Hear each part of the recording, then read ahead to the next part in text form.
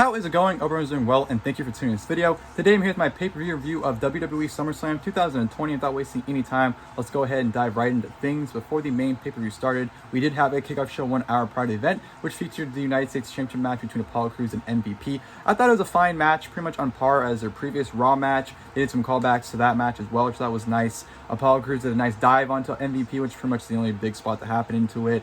MVP re-debuted his ballin' theme, by the way, which he used very briefly towards the end of his first WWE run back in 2010, for like a month or two before he got released. So it's very short-lived, but I definitely think this fits the Hurt Business gimmick more, so I'm all for the theme. But yeah, Apollo Crews towards the end was going for the sit-out powerbomb. MVP fought out of it, but eventually got caught in it. Ended up getting hit with the set-out powerbomb. Apollo Crews gets a pin and win over MVP to retain the United States Championship. So it was a fine match. Afterwards, Lashley and Benjamin come out to chase off Lashley. So that was that. Fine match on the kickoff show. No complaints from me. And of course, we're going to the main show, which opened up with the SmackDown Women's Championship match between Bayley and Asuka. Right from the get-go, Asuka was just laying her shit on Bayley, whether it was the kicks or chops. She was just beating the holy hell out of Bayley. Onto the outside, hits a huge DDT off the steps on the Bayley, which I thought was a great spot. Back in the ring, Sasha provides distraction, which leads to Bayley getting the upper hand.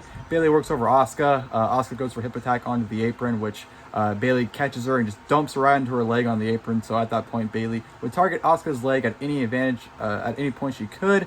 Asuka's on the upper hand, had Bayley in the ropes, went for the hip attack, but Sasha was on the apron. It took the bullet for Bayley. As you know, Asuka was then trapped in the, not trapped, but she was sitting in the ropes as she normally does after the hip attack on the ropes. Bayley uses that to her advantage, hits her with an inside cradle. 1, 2, 3. Bayley retains the SmackDown Women's Championship. So very solid match, kick off the show. I definitely think the finish was great, especially considering it played deeply into the Raw Women's title match later on. So yeah, enjoyed it. It definitely continues Bayley's title reign, and was definitely a solid way to start off SummerSlam. From there, we go to the Raw Tag Team Championship match. The Street Profits, defending against Andrade and Angel Garza. This was a solid tag team match here as well. Some basic, fun tag team maneuvers from both tag teams. It was very fast paced as well. You didn't have a slow beat or a slow pace to this match by any means, so it was very enjoyable. Story of the match, obviously, sort of the finish. Angel Garza accidentally got Zelina Vega knocked off the apron. Andrade was attending to her. Angel Garza got an opportunity for a tag, but Andrade wasn't there. Street Profits took advantage of it. Montez Ford hits the splash onto Angel Garza for the 1, 2, 3 to retain the Raw Tag Team titles. Like I said, solid match. Yeah, it's a fast-paced tag team title match as well. Just, basic tag team stuff, but, it was enjoyable. So no complaints about the Raw Tag Team title match. From there, we go to the loser leaves WWE no disqualification match between Mandy Rose and Sonya Deville. I thought this match was fine. I know this match got a lot of mixed reactions. A lot of people liked it, a lot of people hated it. I'm kind of in the middle, just because obviously due to the events that happened to them, they weren't all there. At least Mandy, you can definitely tell she's, at least mentally shaken up. You can tell her head wasn't in the game. You can kind of tell she kind of seemed like she didn't know what she was doing at times, and she seemed like she was a step or two behind what Sonya was doing. So you can definitely tell the connection just was not there due to her, probably her mindset currently. So I'm not going to cut her slack just because of that. But besides that, I thought they worked hard. It just wasn't clicking, obviously, due to, the current events that happened to them. So I'll cut them slack. It was what it was. They didn't do a whole bunch in this match, honestly. They brawled around ringside a whole lot. Mandy struggled with the table, which was pretty funny for a little bit, which they didn't even really use a table because Sonya kind of just tossed it to the side after Mandy was chucking chairs at her. Back in the ring, Sonya got the upper hand. Looked like she was closing on the win. Tried to hit Mandy with her finish, but Mandy fell out of it. Hit a handful of V triggers, followed by her finish, followed by one more running knee to secure the win over Sonya Deville. Get the 1, 2, 3. So yeah, Mandy remains in WWE while Sonya Deville leaves. Obviously, she's not gone for the long run. She's just gone temporarily because of everything that's happened to both of them. Obviously, Sonya was the main target of the, attack. So, I guess she's getting time off to kind of, deal with that. But yeah, it still sucks. She was on a great run. She was doing her best work yet, and it really sucks that they have to cut it short due to some asshole. So it is what it is, but like I said, I thought the match itself was fine. It could have been better, but like I said, I'm cutting them slack due to what happened. They probably just weren't all there mentally, so it was what it was. What can you do? Next, we had the street fight between Seth Rollins and Dominik Mysterio. This was a lot of fun. The storytelling was fantastic. I thought Dominik had a really good performance here. Ray did a great job selling. I mean, at the point where I was laughing, not because like, you know, laughing at him, but just the way he was selling it. I thought he was doing such a good job. It was making me laugh. I don't know. It's hard to explain how I felt about it, but I wasn't laughing at him, but some reason it was making me laugh, you know, if that makes any sense. But yeah, basically it was just, you know, Seth Rollins towing with Dominik, you know, telling Ray like, oh, come help your boy, towing around with him. Dominik had a nice little comeback at one point, but he would quickly get shut down by Rollins, so his comebacks never were very long, but they were very exciting. You know, he was able to hit the 619 onto Seth Rollins, hit it in the ring, followed by a splash, but Rollins was able to kick out of it. Some real fun stuff. You know, Ray got involved, and even Angie, you know, of course, Ray's wife and Dominik's mother, came out on the ramp and kind of watched over and kind of got involved a little bit. So I thought that was great storytelling there. So everything about it was a lot of fun. Seth's gear as well, you know, obviously playing off the Halloween Havoc gear Ray wore against Eddie Guerrero all those years ago in WCW. So yeah, this was great. Murphy, I thought, played his role great as well. He tried to gouge Dominik's eye out at one point, which Ray would then come out and say, fuck it, I'm going to start fighting you guys off as well, which would lead to, you know, Murphy and Rollins in the upper hand, handcuff Ray so he can't do anything. That's when Rollins, you know, fakes it, going after Angie, which leads to Dominik attacking him. Back in the ring, goes for the splash. Rollins gets his knees up, sets up for the stomp onto Dominik in front of Ray, hits it, 1, 2, 3, defeats Dominik Mysterio. What a match. That was a lot of fun, man. That's all I'm going to say. That was a lot of fun. I thought Ray did a great job. Seth did a great job. Dominik held his own and had a really good performance. And, man, I will say this. Rollins' back was so fucked up from when Dominik got kendo sticks and just wailed on Rollins for a good portion of the match. Rollins' back was completely fucked up. So hats to Rollins for wrestling with that completely tore up back. But yeah, everything about that street fight I thought was really entertaining. Thought the story was told great as well. Just the little details, like the little things about the Mysterio and Rollins feud have been fantastic. And I thought they definitely, definitely were able to present it greatly in this match as well. So yeah, like I said, great performance here from Rollins and a great, debut for Dominik Mysterio. So yeah, really fun match there. And then we go to, which I thought was match of the night, the Raw Women's Championship match. Sasha Banks taking on Asuka. Holy fuck. These two went out there and just beat the holy hell out of each other. If you wanted a shoot fight, this is pretty much as close as you're going to get to one, because these two went out there and just clobbered the shit out of each other. The one spot I think that stands out to everyone's mind is when Sasha Banks just does a sunset flip powerbomb, and Asuka, the thump she made when she hit the ground. Oh man, my back and spine even chilled just thinking about it and hearing it. That was just absolutely nasty. But obviously they're playing a story earlier from the SmackDown Women's title match in this match. That was great. Sasha did her typical stuff where, you know, she was how she would counter into the bank statement and just do the backside run into the bank statement, or whenever Asuka got to the ropes, she would kick off the ropes and flip back into the bank statement in the middle of the ring. Sasha did her, typical stuff, but man, they were just clubbering the shit out of each other. Some of the bumps they were taking, I couldn't believe it. And honestly, I can't believe either of these women are still walking. They laid their shit in, and I thought it was very enjoyable. Loved the finish as well. Obviously, they played off similar to the SmackDown Women's title match. Bayley was not willing to do the same. She was not willing to bite the bullet for Sasha. Asuka went for the hip attack, but it made no sense in a way too, because both Bayley and Sasha got out of the way, so Asuka didn't hit anybody. So it really didn't make a difference, but obviously that was a big factor because Bayley didn't take a bullet for Sasha. That was a big story for it. So it is what it is. But yeah, they try to recreate that finish, but obviously Asuka learned from prior. Asuka ends up taking out Bayley, ends up back in the ring, locking in the Asuka lock on Sasha. Sasha is just screaming for Bayley to save her. Bayley's nowhere to be found. Sasha submits, and Asuka is your brand new Raw Women's Champion. Like I said, great match. Really enjoyed it. Honestly, probably their best match they've had. I enjoyed it more than their Extreme Rules match. I enjoyed it more than the Raw match. Those two just have fantastic chemistry, and I thought they went out there and delivered a fantastic Raw Women's title match. So Asuka is once again Women's Champion. Sasha Banks continues the streak of not being able to successfully retain a main roster Women's Championship or singles Women's Championship. So yeah, the streak continues, and Asuka is once again the Raw Women's Champion. So it's a win-win if you ask me. Next we go to the WWE Championship match. Drew McIntyre defending against Randy Orton.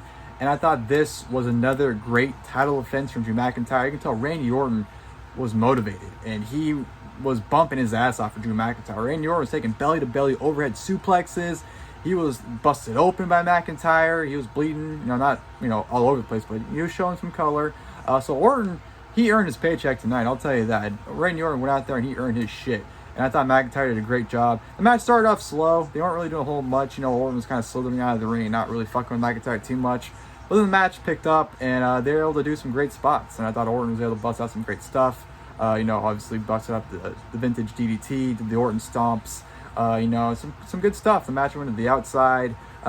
Orton went for the RKO, but very early on, McIntyre kind of like stalled him and like kind of threw him, which I thought was a great spot. Back in the ring, McIntyre, got put up or got set up for the punt. Orton went for the punt, but McIntyre was able to avoid it. And the finish came, which I thought was great. I know a lot of people weren't a fan of the finish, but I thought it was a great finish.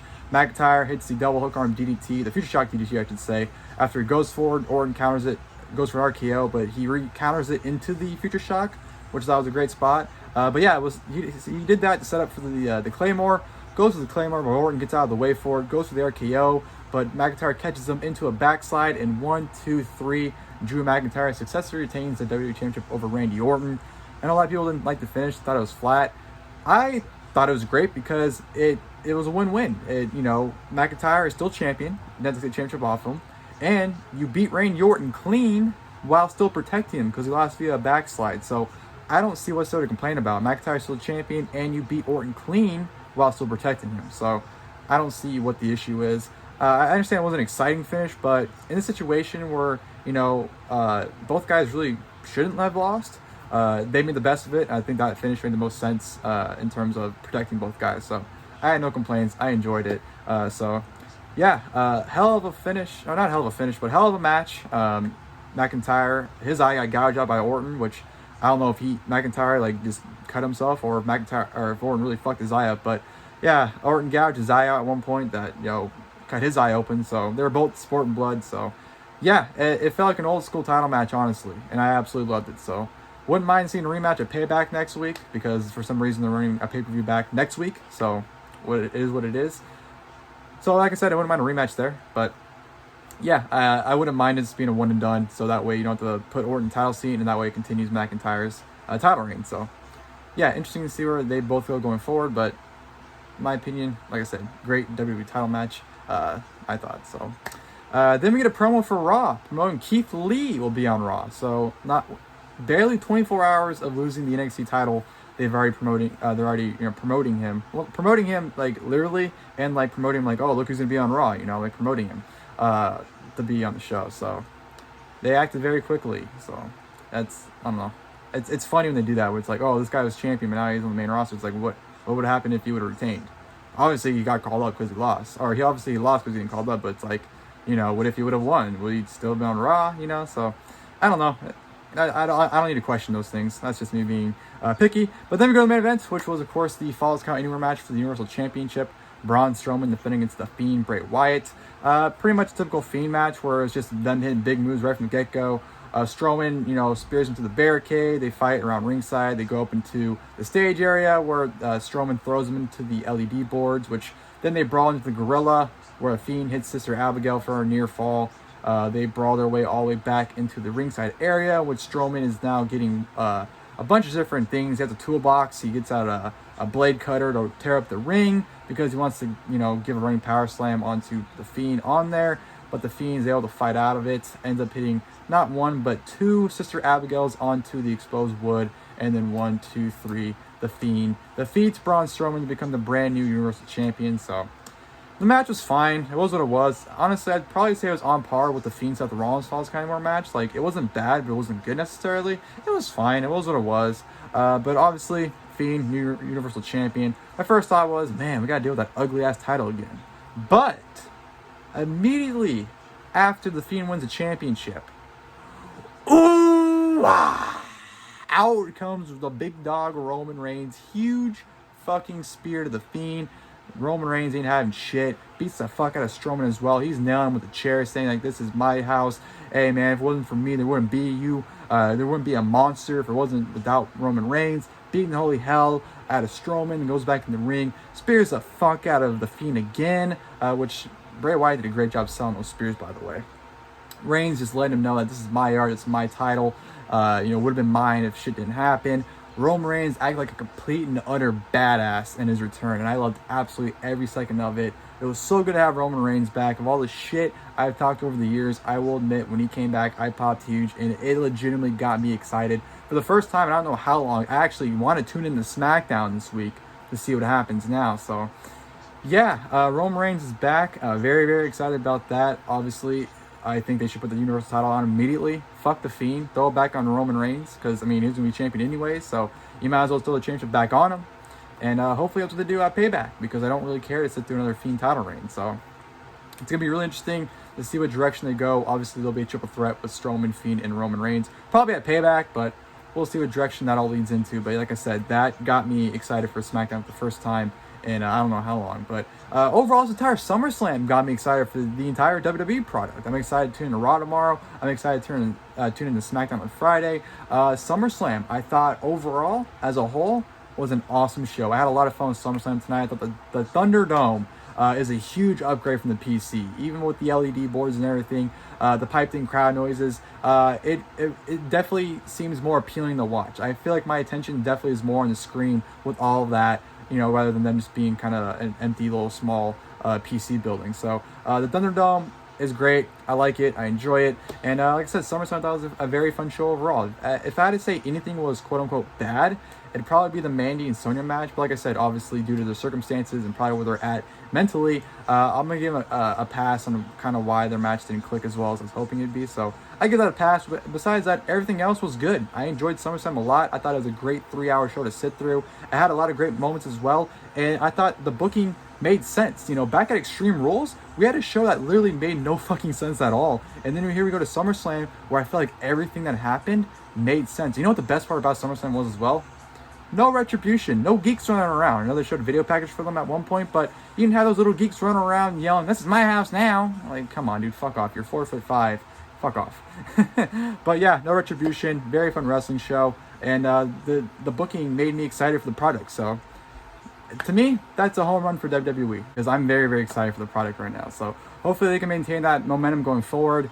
But yeah, I hope you guys enjoyed the video. If you guys did, please feel free to leave a like below. Of course, until next time, I'll see you guys then. Thank you guys for watching this video.